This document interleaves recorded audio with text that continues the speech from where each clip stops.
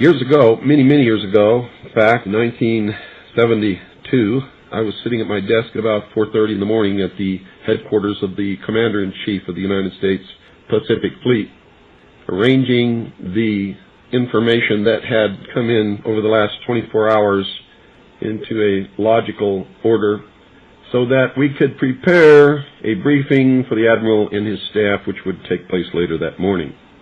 Among the papers I found on my desk was a document entitled Operation Majority, and it was not the entire paperwork involving this operation, but was merely a synopsis of the operation and projects contained under it. One of these projects was called Project Red Light. The purpose, according to this document, was to back-engineer captured extraterrestrial technology for adaptation into the United States space program. Now, I have since come to believe that the extraterrestrial portion of all of this is nonsense, but that the technology is real. I believe that many of us were shown these documents over the years so that later we would talk about it. I mean, how can you keep the existence of extraterrestrials, if they were real, a secret? And how could anyone keep quiet knowing that they had seen documentation, official government documents labeled top secret, that expressed that these extraterrestrials were real and had visited this earth? I wanted to know just how true all of this was, and I began a program of research to find out if extraterrestrials were real. The first thing I did was collect every bit of documentation that I could find, both from the Freedom of Information Act, from the research of others, from books that had been printed on the subject of UFOs, and of course through my network of friends in the intelligence community. What I discovered was amazing. What I discovered, ladies and gentlemen, is that there has been a plan in existence since about 1917, and probably before that, to create an artificial extraterrestrial threat to this earth in order to create a one-world totalitarian socialist government. One of the first documents that I found in my search was this one, the Imperial Japanese Mission 1917, a record of the reception throughout the United States of the special mission headed by Viscount Ishii. And when the Imperial Japanese Mission was in New York City, they had a dinner, and some pretty famous people spoke at this dinner. One of them was John Dewey. John Dewey is the father of our failing, disastrous public education system. Here's what he said. Listen very carefully. John Dewey, professor of philosophy in Columbia University, who was the next speaker, was listened to with great intentness. He said, quote, "Someone remarked that the best way to unite all the nations on this globe would be an attack from some other planet. In the face of such an alien enemy, people would respond with a sense of their unity of interest and purpose." Unquote. Now, bear in mind, folks, that's 1917. One of the next documents that I found, and I found quite a few, but one that's pretty important, is called the Report from Iron Mountain, The Probability and Desirability of Permanent Peace. Now, I encourage you to find this book, wherever you can find it. I don't know where you can get it, but find it. Page 66. Credibility, in fact, lies at the heart of the problem of developing a political substitute for war. This is where the space race proposals, in many ways so well suited as economic substitutes for war, fall short. The most ambitious and unrealistic space project cannot of itself generate a believable external menace.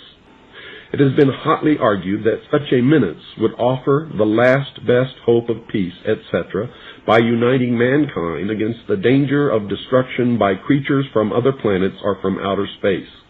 Experiments have been proposed to test the credibility of an out-of-our-world invasion threat. And it continues on another page. Nevertheless, an effective political substitute for war would require alternate enemies, some of which might seem equally far-fetched in the context of the current war system. It may be, for instance, that gross pollution of the environment can eventually replace the possibility of mass destruction by nuclear weapons as the principal substitute for war. Are you beginning to get the message, folks? Poisoning of the air and of the principal sources of food and water supply is already well advanced, and at first glance would seem promising in this respect. It constitutes a threat that can be dealt with only through social organization and political power. But from present indications, it will be a generation to a generation and a half before environmental pollution, however severe, will be sufficiently menacing on a global scale to offer a possible basis for a solution. However unlikely some of the possible alternate enemies we have mentioned may seem, we must emphasize that one must be found of credible quality and magnitude if a transition to peace is ever to come about without social disintegration. It is more probable, in our judgment, that such a threat will have to be invented rather than developed from unknown conditions. Ladies and gentlemen, they have created so many alternate enemies in order to bring about their one-world totalitarian socialist state that we don't know which enemy to believe is real or is false, or whether to just toss them all out on their ears. And I think that that is probably going to be the best solution. Disarmament is no accident. All of these bills in Congress to take away our weapons is no accident.